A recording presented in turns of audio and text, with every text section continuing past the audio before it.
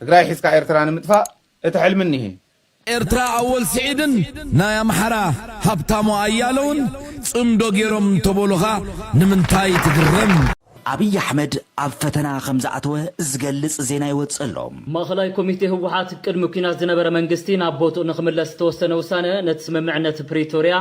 ውድቅ ዝገብር ምዃኑ ፕሬዚደንት ግዚያዊ ምምሕዳር ትግራይ ሌተናል ጀነራል ታደሰ ወረደ ገሊጾም ኣለው። ውሳነ ህወሓት ነስምዕ ሰላም ሪተርን ኦፍ ዳንጀርስ ኢሉዥንስ ብሓደገኛ ምትላል ይትከአሎ ክብል ድማ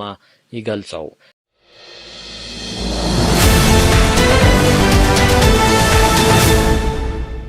ሆርን ሪቪው ሰላም ትግራይ ኣብ ገማገም ሓደጋ ብዝብል ሰፊሕ ጸብጻብ ኣቕሪቡሎ እቲ ድሕሪ ስምዕ ፕሪቶሪያ ኣብ ሰሜን ኢትዮጵያ ሰፊኑ ዘሎ ዝሑል ሰላም ሕጂ ኣብ ታሪካዊ ፈተና ወዲቑ ከም ዘሎ ሆርን ሪቪው ዝተባሃለ ትካል ትንተና ፖሊሲ ኣፍሊጡ ውሳነ ህወሓት ነስምዕ ሰላም ሪተርን ኦፍ ዳንጀርስ ኢሉዥንስ ብሓደገኛ ምትላል ይትከአሎ ክብል ድማ ይገልጸው። እቲ ትንተና ከም ዘመላኽቶ ስምዕ ፕሪቶሪያ ፍጹም ስለ ዝኾነ ዘይኮነስ ንኩናት ደው ዘበለን ንትካላት ፌደራል ናብ ትግራይ ንኽምለሱ ዕድል ዝሃበን ናይ ስምዕ መንገዲ ስለ ዝነበረ እዩ ይብል። ሕጂ ግን ህወሓት ነቲ ግዝያዊ ምምሕዳር ጀነራል ታደሰ ብምፍራስ ነቲ ናይ ቀደም ቤት ምኽሪ ንኽምለስ ምውሳኑ ነቲ ስምዕ ናብ ሓደጋ የእትወሉ ይብል ጸብጻብ ሆርን ሪቪው። ሆርን ሪቪው ከም ዝተንተኖ ህወሓት ነቲ ቅድሚ ኩናት ዝነበረ ትካላዊ ቅርጺ ይመለስ ማለቱ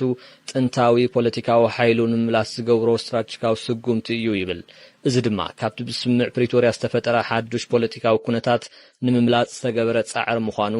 ይገልጽ። እቲ ትንተና ዘስግእ ጉዳይ ኢሉ ዘቐመጦ ህወሓት ምስ ኤርትራ ዝፈጥሮ ዘሎ ምሕዝነትን ብኡ ኣቢሉ ዝካየድ ዘሎ ናይ ሃፍቲ ሚስጥራዊ ምስግጋርን እዩ። እዚ ድማ ነቲ ኣብ ዞባ ቀርኒ ኣፍሪቃ ዘሎ ፖለቲካዊ ምዝባዕ ዘጋድድ ምዃኑ የጠንቅቕ። ህወሓት ኣብ ዝቕነ ኣብ ዘውፅኦ መግለጺ ምስ ህዝብታት ኢትዮጵያን ህዝብታት ጎረቤት ሃገራትን ዝግበር ምሕዝነት ክጠናኸር ካብ ዝኾነ ይኹን እዋን ንላዕሊ ኣጠናኺሩ ከም ዝስርሐሉ ኣብሪሁ ነይሩ። ትግራይ ሒዝካ ኤርትራ ንምጥፋእ እቲ ሕልምኒ ይሄ ጽምዶ ተጠናኺሩ ንሕና ድሕሪ ሕዚ ኣብ መንጎና ምንም ዓይነት ባእሲ ጭዃሮ ሒዙ ቢኮ ሒዙ ባዴሉ ሒዙ ሓደ ነቲ ሓደ እንዳተላፈነ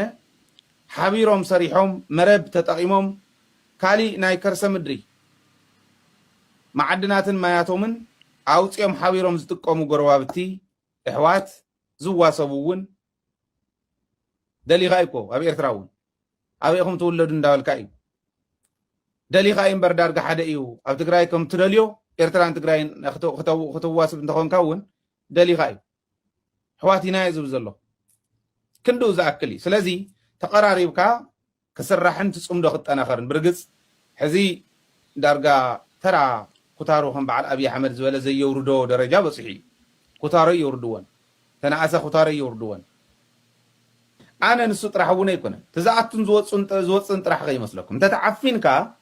መውፅን ምእተውን ክትደሊ ንቡር እዩ። ካብዚ ወፃል ማለት እዩ ዘሎ ኩነታት በተለይ ኣብ ትግራይ ከም ዝፍለጥ ማለት እዩ ናይ ባንኪ ኣገልግሎታት ዝተፈላለዩ ኣገልግሎታት ተቋሪፆም እዮም ዝርከቡ ዘለዉ ማለት እዩ። ኣብዛ ሰዓት ሃይለ ማለት እዩ ናቕፋ ኣብ ውሽጢ ትግራይ ክሰርሕ ጀምረ ኣለዎ ዝተፈላለዩ ናይ ሱዳን ቅርሺ እውን ከምኡ እናብለ ዝርከብ ዘሎ ኣነ ንሱ ጥራሕ እውን ኣይኮነን ትዝኣቱን ዝወፅን ጥራሕ ከይመስለኩም እንተተዓፊንካ መውፅን ምእተውን ክትደሊ ንቡር እዩ ንሱ ጥራሕ ግን እንተይኮነ ኣነ ባጤራ ናይ ኤርትራ ክሰርሕ ግበርዎ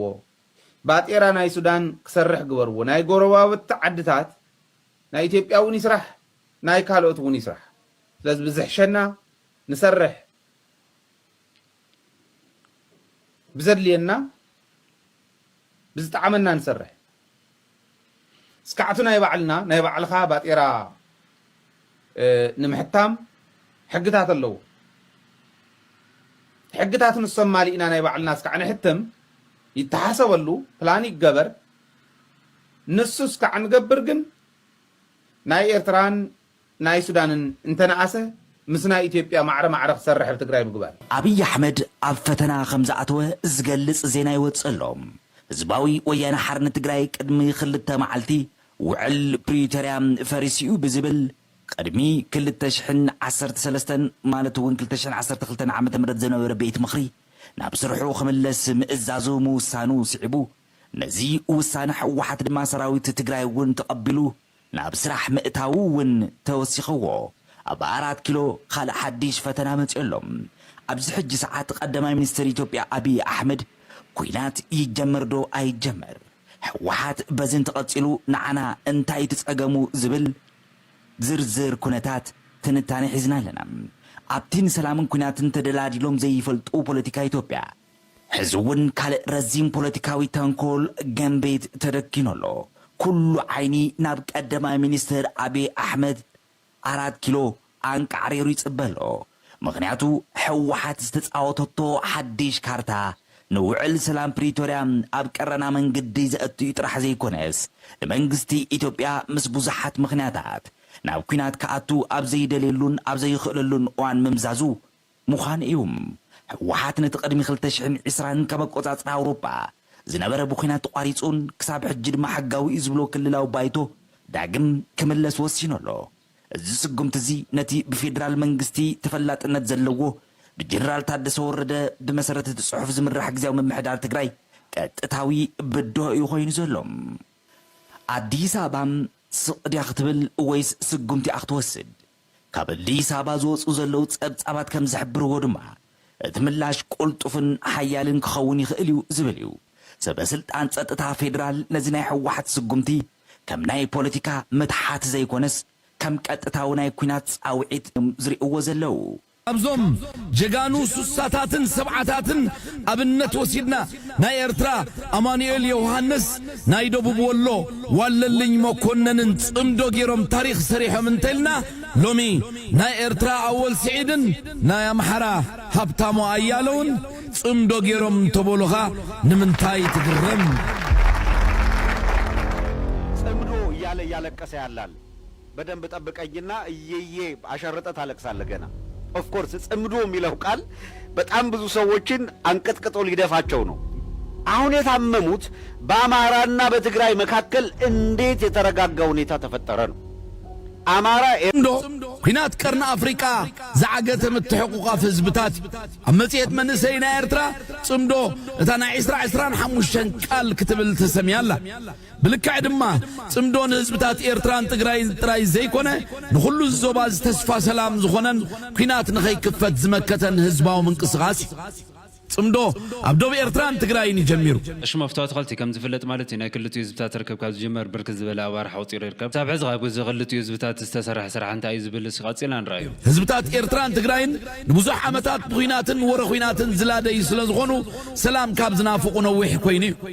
ሰላም ግን ብትምኒት ወይ ድማ ፖለቲከኛታት ጥራይ ብምጽባይ ክመጽእ ከም ዘይክእል ጽቡቕ ገይሮም ስለ ዝፈለጡ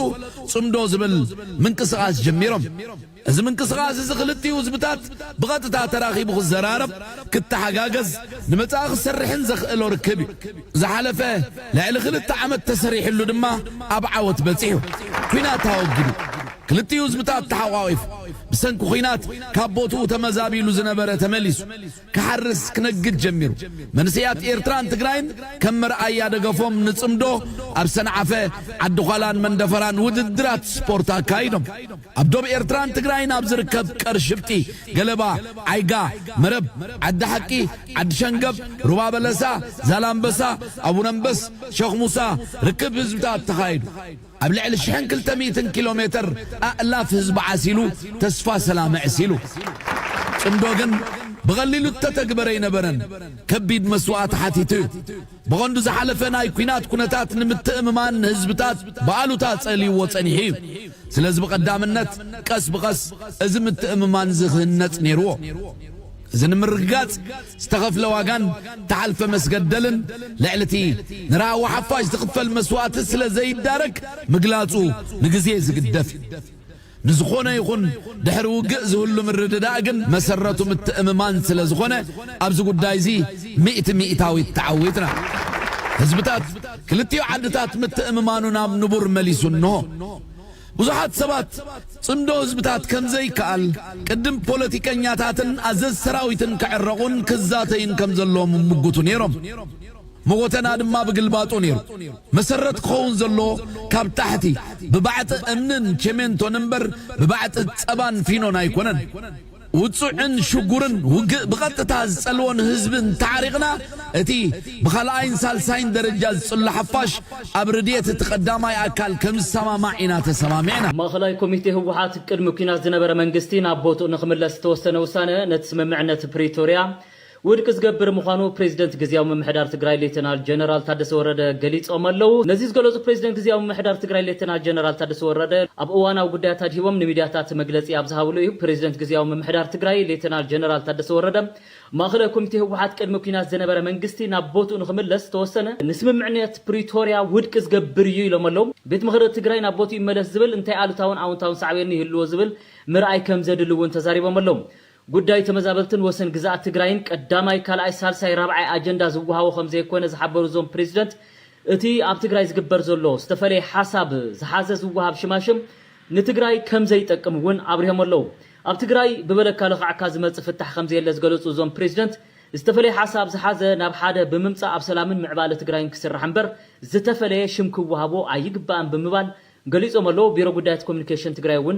ኣብ ድሕረ ገጹ ኣቕሚጥዎ ኣሎ እዞም ፕሬዚደንት 7 ወሰንቲ ነጥብታት እውን ዝገለጹሉ ኩነታት ነይሩ ሓደ ናይ ቀደም ቤት ምክሪ ይመለስ ዝብል ውሳነ ሓድነት ዝበታትን ምኽንያት ኩናት ክኸውን ይኽእል እዩ ብማል ገሊጾም ኣለዉ ክልተ ኣብ ትግራይ መሪሕነትን በጀትን ተሰሊዕሉ ዝካየድ ናይ ሽም ምጥፋእን በደካ ልኽዓካን ስራሕቲ ኣለዉ ብማል እውን ጠቂሞም ኣለዉ ሳልሳይ ኣብ ትግራይ ዘይረአ ግን ድማ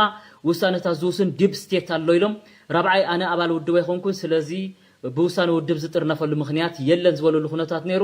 ሓምሻይ ብምውዕዋዕን ብሓይልን ዝልቀቕ ስልጣን የለን ዝኽፈል ዋጋ ተኸፊሉ እውን እንተኾነ ሓላፍነተይ ብፅዕንቱ ኣሕሊፈ ኣይህብን ኢሎም መስሚሮም ኣለዉ ሻድሻይ ዝተፈጠረ ናይ ስልጣን ቫኪዩም የለን ካቢኔ ግምት ኣብ ስርሕሎ ብቐጻሊ እውን ሕድሕድ ሓላፍንቲ ጽዋዕ ኣብ ቦትኡ ክርከብ ኣለዎ ስራሕቲ ንምዕንቃፍ ምፍታን ሓደገኛ ሳዕቤን ኣለዎ ኢሎም ገሊጾም ኣለዉ ሸውዓይ ናይ መወዳእታን ዓሚ ዝተፈጠረ ዓቕምታትና ናይ ምብታን ስራሕቲ ናይ ምድርዳር ዓቕምና ኣዳኺምዎ እዩ ሎም ዘበን ግን ከምዚ ዝመሰለ ዓቕም ናይ ምብታን ስራሕ ዝስርሑ ኣካላት ኣይክህልውን ብምባል ገሊጾም ኣለዉ